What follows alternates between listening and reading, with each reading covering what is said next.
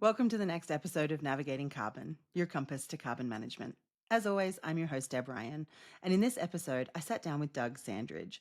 Doug is an oil and gas executive who has become very involved in the nuclear energy discussion. As a member of the Oil and Gas Executives with Nuclear, Doug travels the world giving keynotes and speaking at events about the future of energy, including the role that nuclear has. As part of our discussion, we go back in history to discuss why perceptions of nuclear are so poor and what other industries, like the oil and gas industry, can learn from this anti-nuclear narrative over the years.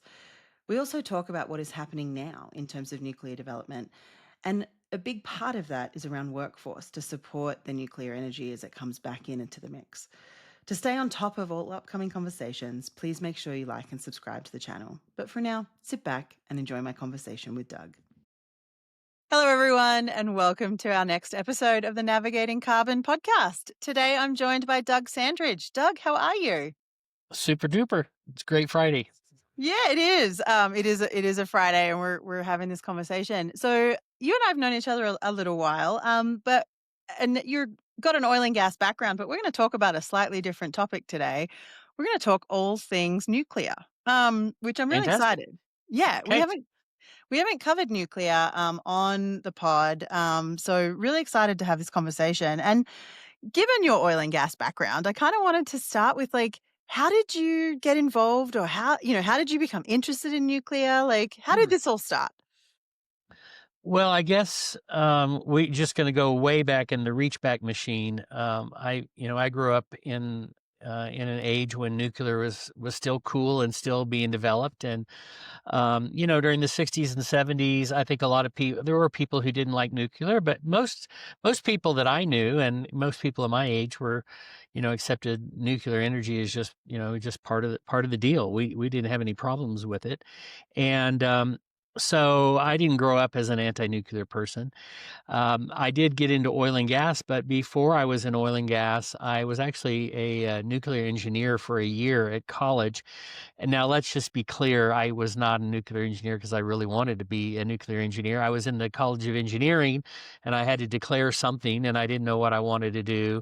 And I just thought nuclear engineering sounded cool. And I thought it would be, you can go out and tell the sorority girls I'm a nuclear engineering major, and it sounded like you were really something. But the reality was I was not a committed enough student, probably not even smart enough to be a nuclear engineer.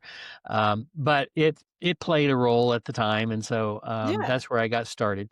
I love But this. then in 1979, so my sophomore year, the end of my sophomore year, in April, I think it was April of 1979, the 3 Mile Island accident happened. And that really put the kibosh on nuclear energy. And now we want to be clear that nuclear energy was already facing a lot of headwinds at that time. In the 50s and 60s, everyone thought nuclear engineering and that nuclear energy was going to be the cat's meow, and that it was going to, some people had even said it will be so abundant, it will be so affordable, it'll be practically cheap, practically free. And that was kind of what was thought at the beginning. But the realities were, as more and more money was put, as greater concerns came about the safety of nuclear energy, then there was more cost involved with nuclear energy. And so by the time the 70s came around, nuclear energy was not quite the darling that it had been in the 50s and the 60s. And also we had faced a couple of really serious energy crises in the 70s, as oil shocks. The first one, I think, in 73, Yeah. the Arab oil embargo and all that sort of thing. And so the U.S. economy was pretty poor. And because the economy was poor, demand for electricity was stagnant. And so that was another headwind against nuclear energy. You couldn't be spending 10 years building huge nuclear power plants, not knowing if you even had demand for the electricity. And then kind of the coup de grace was right before, just literally a week or two before the 3 Mile Island accident. The China Syndrome movie came out with Jane Fonda, which was about a nuclear meltdown at a plant, and how the nuclear the premise being that once the meltdown began, it wouldn't begin until it went all the way to the center of the earth, or China, so to speak, Yeah. on the other side of the world. And so the nuclear accident at 3 Mile Island was a terrible thing. It was not nearly as bad as people made it out to be. Yeah. But at the time, people were scared, people didn't know, and nuclear energy was already reeling. And so I did what any reasonable person would do. I went into the family business. I went in the oil and gas business, and I've been in oil and gas business ever since then. And my more recent affinity for nuclear energy is come about in the last decade, as I have become, as you know, we both teach classes at CU, but I teach Mhm. a lot of class at University of Oklahoma, and I believe that it's important for the instructors of these classes to be smarter than the students, and so I've all for the last 10 years I've been trying to up my game and become more knowledgeable about things, all things energy rather than just oil and gas. For most of Mhm. my career, I was just an oil and gas guy. I didn't Yeah. realize that I was really just part of the energy industry. I was in the oil and gas sector, and my eyes have been open the last decade. And really, my affinity for nuclear energy was rekindled right around COVID. I was teaching a class at University of Oklahoma, and I was reading all of the policy positions of all of the Democratic candidates for president. Now, of course, you think, well, this isn't a very smart guy if he doesn't have anything better to do with his time than just learn the policy positions of all of the candidates. But I it think was it, I digress. I think energy policy is a very I'm obsessed with energy policy, so no, I don't think that's a boring thing at all. Anyway, so Well, but it was mind numbing because first of all, most of the candidates did not even have energy policies, to be honest. And the ones that did were pretty incoherent, and that really reflects the fact that as a society, as individuals, the public in general, and politicians and policymakers in general have a very bad knowledge, very little knowledge of the energy mm, industry, its complexities and its scope and so forth. But anyway, I can forgive Pete Buttigieg, the mayor of Bloomington, Indiana, for not having a coherent energy policy. What I could not forgive was Michael Bloomberg and his ridiculous mm, energy policy because on his website he said, "If you elect me president," he was a candidate running against yeah, Biden at the time, and he said, "If you elect me president, I have a plan where we'll be 80% renewable electricity by the end of my second term." So basically saying we're going to electrify our grid in 8 years. yep, And anybody who's in the energy industry who has any idea about energy knows that was a bald-faced lie because I don't think that Michael Bloomberg is a smart person, so I don't think he didn't know this. yeah, I think that he stood to make a lot of money off of wind and solar. So, but anyway, it made me angry that he had this position, and so I started writing a presentation, which since then has become my most popular presentation, called "Hurdles to Net Zero Carbon Emissions," talking about all the reasons why we are not going to attain net zero carbon emissions, certainly on the timeline that everyone thinks in 2040 or 2050 or whatever. yeah, As part of that journey, I realized two things. One, if we're serious about decarbonization, we can't be serious about it and then be anti-nuclear at the same time. And so I really thought this is the stupidest thing ever. At that time, we were closing down nuclear power plants. They were talking about closing down Diablo Canyon in California, Byron and Dresden in Illinois, Indian Point in New York, Palisades in Michigan. And the kind of the point at which I became, I hate to use this word, but radicalized. The point, the watershed moment was when they closed Indian Point, New York. mm, And I thought, here's a state who has no good renewable resources. They don't have really hydro. Solar is not a great option for them. They don't have wind. And then they have these very aggressive carbon reduction goals, and the only thing that they have is nuclear energy, and they're closing it mm, down because some blue-haired Manhattanite woman who donates to Cuomo says, "I don't want that plant there anymore." I mean, yeah, it just seemed the height of insanity. And I'm sure you know Robert Bryce. yep. He's I've met Robert used to before. do a great podcast. In fact, I think for a long time it was the best podcast in energy. He's gotten so busy he doesn't have time for podcasting anymore. So it's to all of our detriment that he doesn't. But Robert used to do a podcast once a week, every week, and I would listen. I would learn more from him than just about anyone else. And that week they closed Indian Point, he was so outraged by the closure of Indian Point that he did 4 podcasts in a row, 4 days in a row, Wow. all about Indian Point. And by the time I finished listening to those 4 podcasts, I was ready to run through a wall to try and save existing nuclear power plants. And so that's really what got me motivated late in life Yeah. to I'm thinking, if we're going the very low hanging fruit at that time, I wasn't even thinking about building new nuclear. I'm just thinking if we want to try and lower our carbon footprint and still have a viable economy and still have, comfortable lives, we can't be arbitrarily shutting down existing nuclear power plants that are proven to be safe, reliable, and affordable, Yeah. just on a whim. And so that propelled me into nuclear advocacy, and I worked with one of the guests. Do you know Mark Nelson? Mark Nelson is one I of don't the know that I great know Mark Nelson. No. He's one of the great nuclear advocates, Okay. in the U.S., and he, at that time, he had worked for Michael Shellenberger for a long time and went off on his own, really, initially, I believe, on a mission to save nuclear power plants around the world, in Korea, in Europe, in Germany, and Belgium, and the U.S. And so I got connected with Mark, and then he started to involve me in different organizations, both internationally and in the U.S., that were working to save nuclear energy. And at that time, again, neither he nor I were overtly advocating for new nuclear. I mean, I think we both probably thought that was a good idea, but that wasn't the focus. The focus was what can we do to stop the bleeding? Yeah. And fortunately, a lot of the bleeding was stopped. In Illinois, they did say Byron and Dresden at the last minute. I mean, literally a few minutes before midnight, before they were supposed to be closed down, they finally came up with a plan. The great, wonderful advocates in California did an incredible job finally saving Diablo Canyon, at least for the time being. They did close down Palisades in Michigan, but subsequently they've agreed that they're going to reopen Palisades. So, Mark Nelson and all of the people that he worked with did a great job in helping to stem the tide. Unfortunately, they were not able to stem the tide in Germany, and Germany did close all of their plants. And you can see what a total, Yeah. It's mess been they've gotten difficult. themselves into.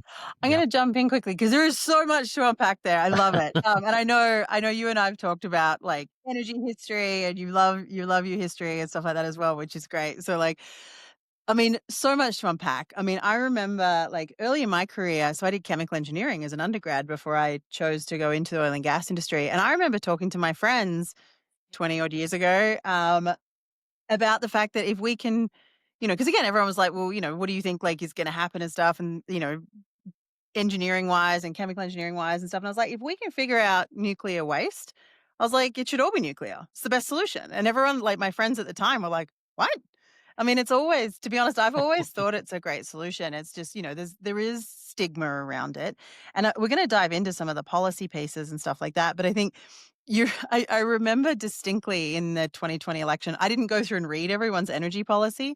But the thing that really annoyed me in that cycle was during one of the presidential debates when John Hickenlooper, our, at the time, Colorado governor, now our Colorado senator, they threw him a softball energy question and he couldn't answer it. And he is he hasn't been in the industry for a long time, but he's a geologist and he worked in industry and even he didn't have a sensible thing to say about energy. And I was like, what? To be honest, it blew my mind. And like from someone who again, I've met Hickenlooper and I've seen him speak before and things like that. And he just, anyway, frustrating, very frustrating.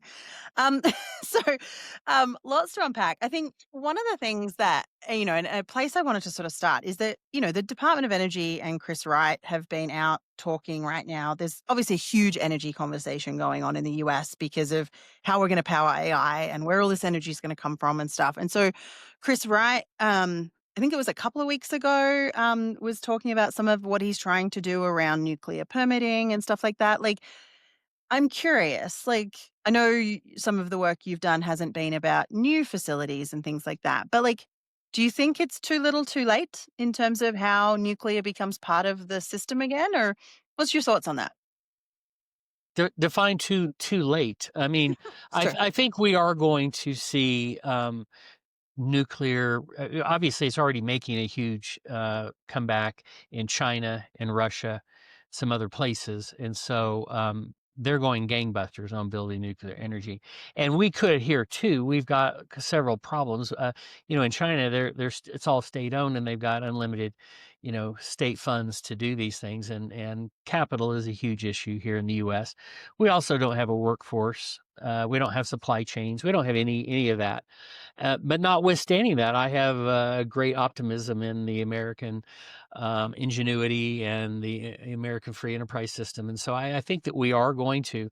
So, what is too late? I think it's going to be too late for the immediate needs of AI and so forth, Yeah. because I think that even under the best case scenario, we're talking 5 or 10 years, and probably longer, for a lot of this technology to develop, to get permitted, to get constructed, to do all the things that need to be Mm. done. So it's not going to happen overnight.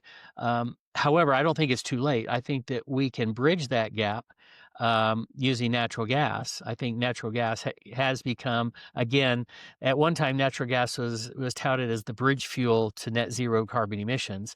I think now there's kind of a realization that we are not going to have, if we're going to remain competitive, and we are going to be competitive in the AI space, we're going to have lots of energy really quick. And nuclear is not going to be able to step up and flip the switch on. So I think you're going to see a big push for more natural gas in the short term, as a quote unquote, all my friends in the nuclear industry say natural gas now is the bridge to nuclear Mm. energy.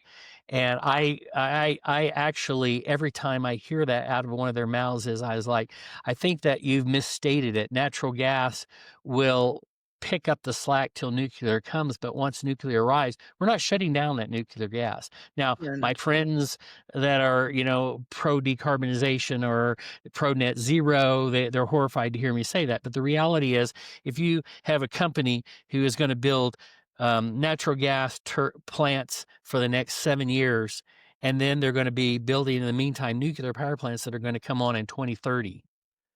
In 2030, when that nuclear power plant comes on, I think it's pretty unlikely that the natural gas is going to be taken off, because the demand for electricity is going to be so great that that natural gas will continue on. Yeah. And that horrifies people who, think that we should not be using fossil fuels. But I think that's the reality. We're going to be using natural gas to get to nuclear, and then we're going to be using both. Yep. And I mean, to be honest, like coal's an interesting conversation around that, right? We still use a lot of coal in the US.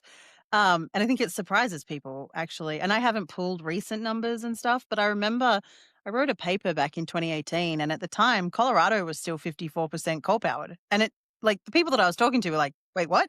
I was like, yeah, like, it's just, these things, I think, to your point, like, they become additive, and particularly given the ramp up and the changing demand in power markets, which has not happened in a long time. We've seen fairly stable power markets. Mhm. Everything's changing. Like, yeah, all of this stuff's going to be additive. And again, from an emissions, if this is purely an emissions conversation, nuclear is a great solution. Like, it genuinely is. I've believed this since I was studying chemical engineering back all those years ago.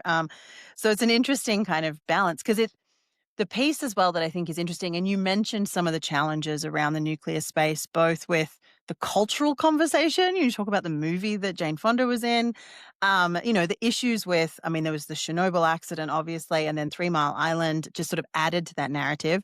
More recently, we had Fukushima in 2011 when the tsunami hit Japan and the Fukushima reactor melted down. I feel like that was almost like, for anyone that was starting to think about nuclear again, like that 2011 Fukushima event happened. And that was when I feel like we saw France and Germany and some of the European countries be like, okay, we're going to stop this. Like, the challenge, like, how do we learn from some of this stuff? Like, how do we, because the cultural conversation around some of these things, like, I don't know as you've been kind of out talking to people, you give a lot of keynotes at conferences and things like that. Like, I don't know, like, what do you hear in that kind of space, in that kind of challenge? I don't know, I'm really curious. Uh, I think that we've learned that we need to have more honest conversations about energy generally. I think I grew up my whole life with my dad was in the oil and gas business for 40 years, and I grew up my whole life hearing what bad communicators the oil and gas industry was. They did not want to push back against the narratives against oil and gas. And some of the narratives probably were fair, but many of the narratives were unfair and untrue. And yet the oil companies, including the company my dad worked for, Exxon, everybody, they just stuck their head in the sand. They're just like, we're too big to fail. Everyone needs us. We don't need to argue on our own behalf. And so for a long time, there was a lot of negative talk about oil and gas. And I think the oil and gas industry was their own worst industry because they couldn't even advocate for Mm. themselves. The only industry that I'm aware of that has done a poorer job than the oil and gas industry is the nuclear energy industry. They do not want to engage with the public. They haven't historically wanted to push back. They let the NGOs talk crap about them. They let the public believe these misconceptions about fuel and meltdowns and everything else. And instead of correcting the record, they just stick their head in the sand and say, we just go on. And so I think nuclear energy and the oil industry, they got to do a better job. They have to do a better job of communicating. We need to have real energy sober dialogues, and I think we're starting to see that. I think Chris Wright was one of the first people I ever knew. I mean, I grew up Chris is younger than I am, but I grew up in this time where nobody would speak out on behalf of the oil and gas Mm. industry, and Chris would just boldly say, "We have nothing to be ashamed of. We have nothing to Yeah. apologize for. We have been transformative for human flourishing in society and life around the world, and why are we apologizing for that?" We need and he was the first one who really empowered me to be willing to say that publicly, but we have to say it publicly about nuclear energy as well. And I do this when I talk. I'm doing a nuclear presentation in a couple of weeks at University of Oklahoma, and one of the things I was like, yes, we don't want to have a meltdown like we had at 3 Mile Island. But the reality was we had safety controls in place. 3 Mile Island was shut down. Everybody was safe. Nobody received some sort of fatal dosage of radiation. The public was safe. They allowed the anti-nuclear people to develop narratives that scared people about 3 Mile Island. What most people don't know is that 3 Mile Island, the other unit, the accident was so minor in respect, uh, that they continued operating that other unit at 3 Mile Island until 2019, and now they're about to reopen it again. Yeah. So but everyone would think that 3 Mile Island was the end of the world. Fukushima, if accidents happen, people die. How many people died at the Bhopal chemical accident in India? Yeah. 100,000 people, something like that. In Fukushima, yes, it was an accident. It was a meltdown. It was tragic, and but we allowed them. We didn't push back on the narrative. We allowed them to this false narrative. 20,000 people died from that tsunami. From the Mm. tsunami, not Yeah. from the Not from nuclear power Fukushima. plant. Yeah. Now, Fukushima did melt down, but it melted down for, of all the things, for the stupidest of reasons. You have to keep the water circulating to keep the power plant. And the backup power that was installed on that plant, instead of installing it up above the plant, they installed it at sea level. And so Ugh. when the tsunami came in, the tsunami overwhelmed the backup generators. So it wasn't that there was anything wrong with the plant. The plant Yeah. wasn't damaged by the tsunami. The plant wasn't damaged by the earthquake. The plant was damaged because the idiots put the backup Water's running. generation at sea level, and it was overwhelmed. They had no backup power. And so then it did melt down. But even with the meltdown, not one single person died from the nuclear accident. They all died from the tsunami. So we Yeah. have to keep it in perspective. And that starts with having honest, genuine conversations about all these the pros, the cons. There's no right answers. There's only consequences, and you just have to weigh the consequences. And nuclear energy has some. There's obviously some dangers with nuclear energy, as there is with any type of energy. But Yeah. it is the safest energy. I mean, if you look at the last 70 years, less people have died of nuclear energy accidents than any other form of energy. That's a So really interesting statistic. So I think, again, lots to unpack there. I think I've been a little bit, I guess, frustrated with the industry, oil and gas industry as well, in terms of communication, where I feel like for a really long time, and before Chris Wright was starting to talk here in the US about, and Scott Tinker, and there's been a few others as well, but like the industry relied on Alex Epstein and the moral case for fossil fuels. So we weren't willing to even go and fight our own fight in terms of like, And I think the industry is also really bad, and I'm assuming nuclear sort of sits in the same category as well, where we also don't like to admit when we maybe were wrong. And like that Oh, lack of transparency as well also then just adds to the narrative of how yeah. horrible we all are, which isn't helpful.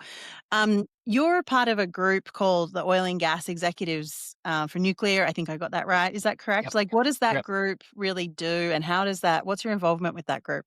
Okay. So we don't really do very much, but it was, let me tell you how this started. At the Yeah. time, back when Diablo Canyon was under assault by the governor, the legislature in California, all the NGOs, everybody was trying to get them to shut down. Diablo Canyon had actually agreed to shut down. They had agreed to shut the plant down over the objections of some of the people who worked at the plant. And um, so one of the groups that Mark Nelson was involved with was a group called Save Diablo Canyon, where it was just total grassroots, no money. It was a WhatsApp group where everyone met every week and said, okay, we're going to meet at the Capitol this week and shine lights up onto the Capitol saying, pro nuclear slogans or whatever. But they were incredibly effective group that just had their heart in the right place, and it gave me hope to see that real grassroots advocacy can really work if you're on the right side of an issue. Mm. So this organization has a lot to be proud of, and they were not entirely responsible for the saving of Diablo Canyon, but they're largely responsible. Mm. The other thing that happened at Save Diablo Canyon is Gavin Newsom started to have blackouts and brownouts, and he couldn't have that as a future aspiring national leader. So, I mean, but that group was very, very important to saving Diablo Canyon. I was a member of that group only on the periphery. Being in Colorado, I didn't show up to all the rallies every week, and but I would listen in on the weekly calls. And for the most part, I was kind of a fly on the wall because I wanted to listen and learn. I was trying to learn about nuclear energy. I hadn't studied anything about nuclear energy since I was in college. I was trying to learn about advocacy. I was trying to learn about the politics and how do you do these sorts of things. So I would usually get on these phone calls and just listen. And people would see my name at the bottom of the screen, but they didn't know who I was or why I was there, and I would very rarely open my mouth or say anything. But one day, somebody made a smart-ass comment about oil and gas being anti-nuclear, and how oil and gas people did not like nuclear energy, and how oil and gas companies actually undermine the industry, and how the nuclear industry was partly in the bad shape they were in because the oil and gas industry had done so much to hurt them. And I was like, okay, I can't take that. I mean, it's not true, first of all. And I just thought I wasn't going to sit there and take it. And so I took myself off of mute and I said, I have to push back against this narrative, because I said, I am pro nuclear. I'm in the oil and gas business, have been for 40 plus years. And I don't know all 4 million oil and gas workers in the United States, but I know a lot. And I'm not sure that I know anyone that's anti-nuclear, because people in the oil and gas industry generally are knowledgeable about energy in general. They're energy sober, they're energy realists. And I think most of my friends, if not all my friends that are in the oil and gas industry, are very supportive of nuclear. So I said that. And I said, furthermore, I think it's total BS. It's bull. I don't know of any oil company who's out there spending money undermining the nuclear industry. And so all of a sudden this light bulb went off in my mind. I said, here I am in the nuclear advocacy space, but I'm really just on the sidelines. I'm not doing anything. What could I do? This is something I could do that would help the cause, because we don't need to have that. It's counterproductive to have everyone in nuclear thinking that the oil and gas people are their enemies. It's counterproductive to be fighting that fight and it's wasted energy. And I said, if I could dispel this myth that oil and gas people are anti-nuclear, then that would be just a very small contribution that I could make to the pro-nuclear movement. So I decided that I would. I thought, what can I do to do that? I said to myself, if we wrote a declaration of support for nuclear energy and got it signed by as many executives as we could, this would be a powerful message. It'd be positive for the oil and gas industry, because we gain nothing by nuclear flourishing. So for us to say these things means that we really believe it. We're not saying it because it's going to make us money.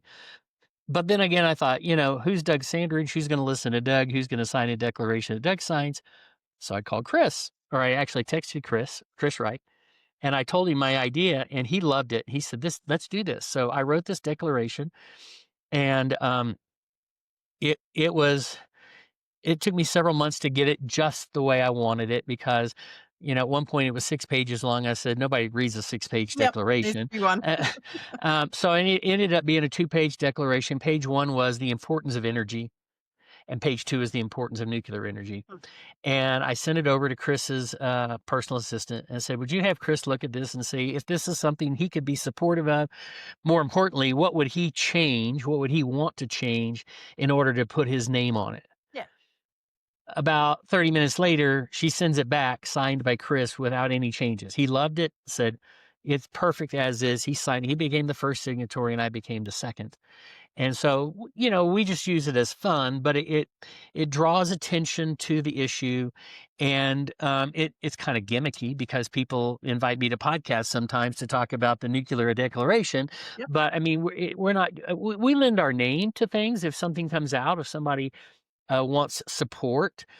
For instance, Native Nuclear is a new organization out in California which is intended to help um, native tribes navigate their possible ways that they can benefit from either mining uranium and thorium, or possibly storing waste, or possibly building nuclear power plants. This is a great organization, Native Nuclear, and so we just lended our name to that organization. Said, yeah, we support Native Nuclear. So even though we're not doing anything grand, but we're using that as a platform to have conversations with people. So that's yeah. really what it is. I mean, you say it's not grand. To be honest, and I wouldn't necessarily. I think I agree with you that like a lot of people in the oil and gas industry would not necessarily say that nuclear is a bad idea and stuff like that. But I've definitely heard people in the oil and gas industry trash the coal industry because it's this like, well, we're better than coal and like, well, gas is better than coal and all this kind of stuff. So like, but at the same time, it's this energy conversation. And to be honest, I've spoken to people on the carbon and climate side where all the different types of carbon credit types trash each other as well. And it's like, to what end? Like, it's like, so, you say it's not grand, but actually it's a huge step in terms of like, how do we just have conversations and how do we, you use the term energy sober conversations earlier. And I really like that, right? Like, how do we get different perspectives to the table? How do we have these conversations? And how do we actually like work together? Like there's some places where things work better than others. And, in one situation, maybe nuclear is the answer. In another situation, maybe it is coal or maybe it is oil and gas or I don't know, right? Like maybe it's solar, who knows? But like without, Yeah, if everyone had Iceland's geothermal and hydro resources, we wouldn't need nuclear or oil and gas. yeah, We just all live on, but unfortunately, one size doesn't fit all. yeah, What works in West Texas is not going to work in Oregon, and so I mean, and I think that's the people who are not smart about energy, or people who are not energy knowledgeable. They try and put us all in one box. Let's just all do wind, or all let's just all do solar, and so you got to find the appropriate solution for each location. What works in Hawaii is not going to work in New York City. yeah. And but I do think that I have to give Chris credit. For a long time, I had all these strong opinions, but I was never a strong enough will to go out on a limb and express those opinions. Scared about my career, what it would do to my friends and family and whatever. And I think partly being at the end of my career, I don't have as much to lose, and I do fortunately work for an employer right now who is perfectly happy for me to say whatever I want to say, so he doesn't muzzle me, and I'm not worried about losing my job, and I'm not worried about not getting hired for my next job. So that probably helps. But I think partly just being old age, you realize we just need to have these honest conversations, and we need to have energy realism being discussed by not just people like you and me, but the whole public. I mean, you need to have it with your family and with your bridge club, and everyone needs to be talking about this because the energy industry, every other industry is built on energy. And Mhm. without energy, you've got nothing else. And so it is very important, and yet most people don't know the Yeah. basic facts. And more, and I've said this a few times now, but like energy policy is climate policy, and climate policy is also energy policy and stuff. So like even for people that are staunch environmentalists and are like, we have to do something about all of this stuff. It's like, okay, well, let's sit down and have that conversation and talk about what that means for energy and things like that. And like, and again, figure out where the compromise is. And it's getting all the It's different, all trade-offs. It's all yeah, trade-offs. exactly. There's no So, perfect solution, only trade-offs. I teach this class I teach, one of the things that I always say is when I started out in energy, there were only 2 things you worried about. You worried about as an oil person, you looked at the economics of a project, and but you never looked at the environmental aspects, and you have to look at it all holistically. You can't do everything environmental if it's going to ruin your economy and you're all going to be in abject poverty. You can't just not worry about the environment and pollute the world till everyone's dead.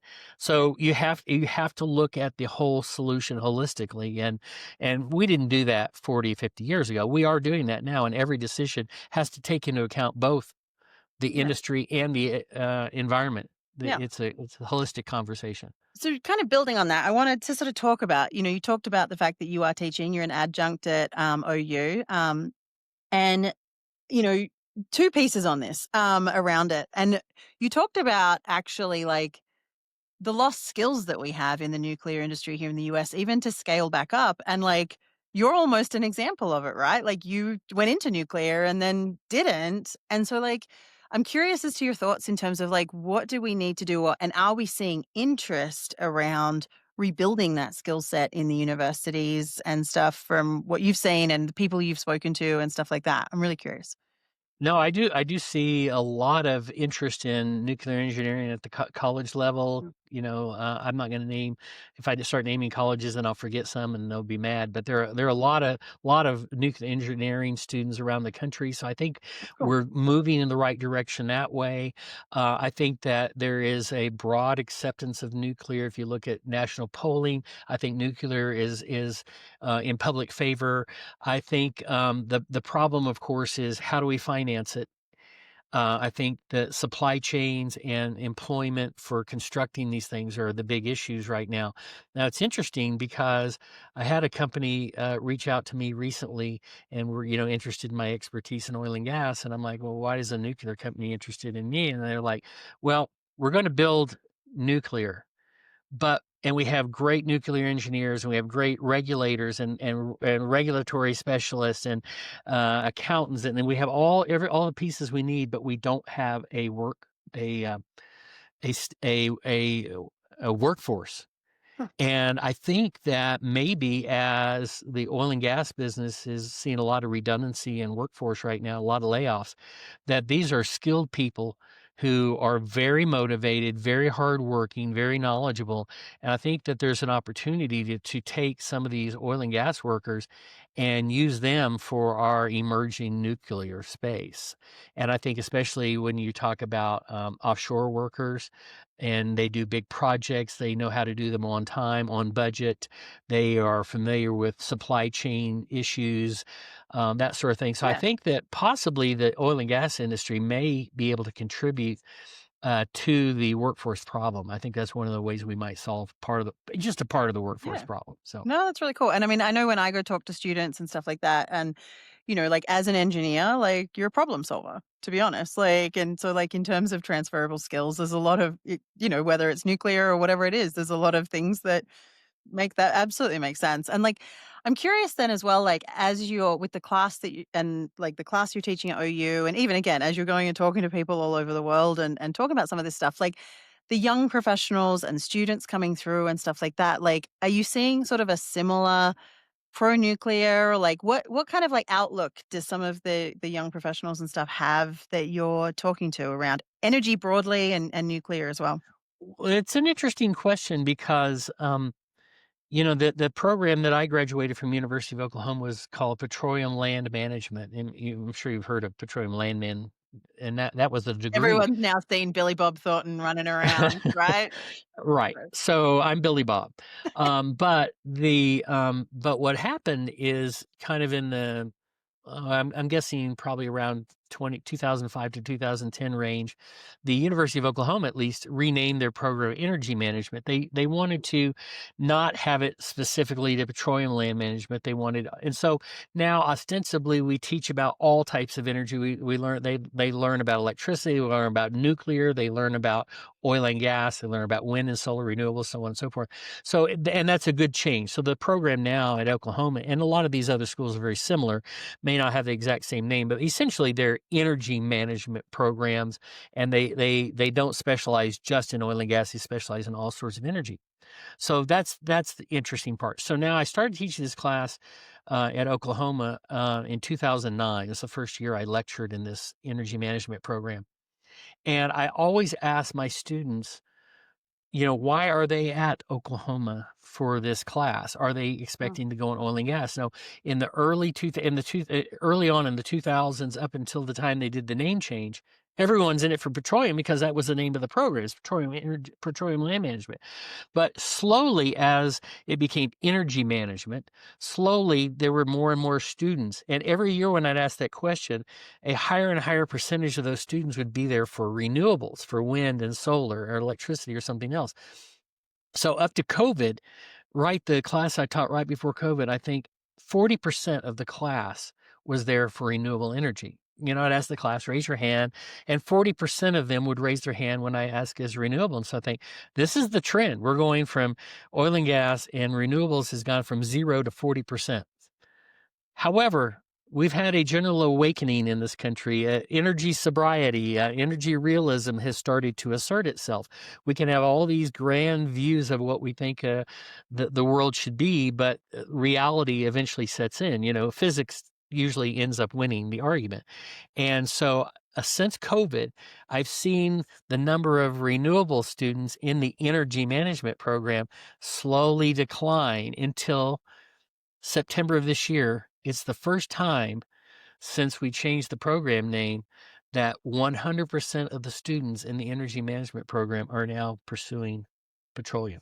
Oh, wow. So they've come full circle. They've gone from 100% petroleum to 40% renewable. And now I'm not saying that's a good thing. I'm not even saying that's a It's good. just an observation. Yeah. You asked me my Yeah. observations, and what I'm seeing is that at least in It's that really interesting. program, everybody has said, I think we're rethinking this. We're in it for petroleum. So obviously, renewables are going to be a huge part of the energy mix going forward. It's not going to be the only thing, and it's not going to be the solution, but it will continue. But I think there is a growing energy realism around oil and gas, coal, and nuclear. Mm. No, That's that's my it is really interesting, in terms of what students are going into and, yeah, like, what paths they're picking and stuff like that, so, fascinating. So as we kinda wrap up, this has been such a great conversation, and stuff, like, what's kind of on your radar, like, coming down the pipeline and stuff? Like, what are you looking for, like, just in the industry, from the administration? Like, I don't know, like, really curious. well. First of all, we never had we have an incredibly pro energy administration. Whatever you think about Trump, whatever you think about his administration, I cannot remember any administration in my lifetime that has been more pro energy. And I think they understand the existential threat to the U.S. if we don't have energy security. I don't like to use the word energy independence because we're never going to be independent, but being energy secure is important. And so generally, I think the administration is right on this issue. Chris Wright is the most brilliant. Um, Energy secretary we've ever had. Now you're a young lady. I've been around long enough to see every energy secretary because the Department of Energy was started when I was in high school during Jimmy Carter's administration. That was the first Secretary of Energy. We've had secretaries of energy who've been political appointees. We've had secretary of energies who've been former governors. We've had academics. We've had people who are really, really smart. Um, but we've never had anyone who knows energy like Chris Wright. He's the first really energy knowledgeable secretary we've had. The contrast between him and our prior, Secretary Granholm, I mean, the difference is so stark. It's unbelievable because he is so sharp and he is so smart, and they are laying the foundation for a better energy future. So I'm very optimistic. Now, of course, in 4 years, 3 years, and we see a change in administration, that could all change. But I think they're laying the foundations for a lot more nuclear energy, a lot more energy sobriety. So I'm sober and I'm enthused by what I see from the government. The problem is Western Europe and Australia have done nothing to change. They're still in full delusion. They're delusional about. I mean, they're still anti-nuclear. We're going to be 100% wind and solar in 20 years, and I don't think that that's very energy realistic. So Yeah. that's so I do feel good, but the fight is not over. Yeah. The fight for energy sobriety continues. I'm going to show you a T-shirt which I just happen to have here I this love it. morning, Share it. which I want because, and I'm going to tell you the story. We were advocating for some pro-nuclear legislation here in Colorado. Colorado has been pretty anti-nuclear historically, like California, and we were just trying to pass. We've been trying to pass a bill for the last 3 years, which would basically just define nuclear energy as clean energy. It didn't give any money to anybody. It didn't mandate anything. All it did is say that for the purposes of defining clean energy, nuclear energy fits the description for It clean does. energy, just like wind and solar or geothermal or whatever. Well, we fought that fight for 3 years. This spring, when I came to testify for the fourth time in 3 years on this bill, I every year I come with all these prepared remarks of what I want to say. And then every year I think, oh, I wish I had said this or whatever. So I went to this meeting thinking to myself, I'm not coming with any notes. I'm going to listen. And when it's my turn to speak, I'm going to respond to what other people have said or correct the record or whatever. And of course, one of the big issues is safety. Everyone talks about safety, safety, safety. That's why we can't do it. And of course, nuclear energy is the safest form of electricity, safest form of energy. And so I decided, by the time I didn't testify till 5. And so now, by now, all the senators are half asleep. They're not listening. They're That's watching, a looking at their tough time. iPad. They're stuffing food in their mouth. I think I got to get these guys attention, and I got to say something that will be meaningful and something that will be I'm normally not an outrageous person. I don't say things to get clicks or, views or whatever, but I thought I'm just gonna say something outrageous, and so I said, excuse me, "More people die every year in the US by being you're more likely to be shot in the US by your own dog than you are to die of a nuclear accident." And of course, I said this, and of course, the senators all, "What did he just say? Did I just hear correctly what he said?" And so but it's true because in the United States, we've never had a civilian die of a civilian nuclear accident. I don't know what's happened with the military. I suppose somewhere behind closed doors in a submarine somewhere, someone has died. But I mean, basically, no one ever dies of nuclear accident.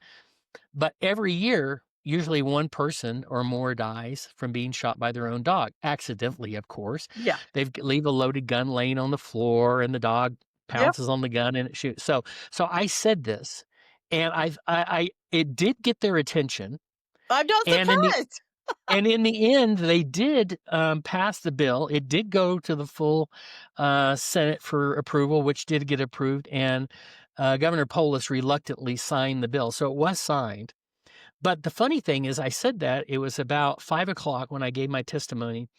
I go home, I have dinner, I get in bed with my wife, we're watching the news, and on the news, on Channel 31 News, they said, "Man in Memphis gets shot today by his own dog." The same day that I made this statement. So I'm gonna show you something. Hang on. Oh my goodness. I actually have a shirt here, which I normally don't have in my office, but I was wearing it when I went to physical therapy this morning. And I don't know if you Oh, can there read you it. are.